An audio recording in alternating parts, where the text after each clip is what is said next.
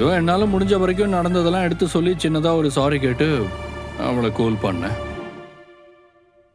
ஆனா எப்படியும் அவளுக்கு உள்ளுக்குள்ள என் மேல கோவம் இருக்குன்னு எனக்கு தெரியும்.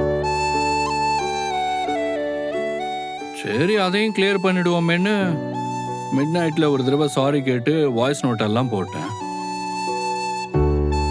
ஆனா அந்த காவேரி கொஞ்சம் கூட கண்டுக்கவே இல்லை. கண்டுக்கலன்னு யார் சொன்னது? நான் போட்ட மெசேஜ்க்கெல்லாம் அவ ரிப்ளை பண்ணவே இல்லைங்க.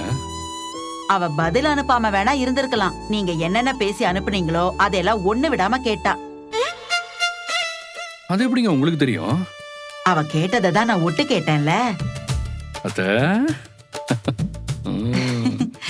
நீங்க பேசி அனுப்பிச்சதெல்லாம் கேட்டு அவ தனக்கு தானே சிரிக்கலாம் செஞ்சா தெரியுமா? சிரிச்சாளா? ஆமாங்க மாப்பிள்ள.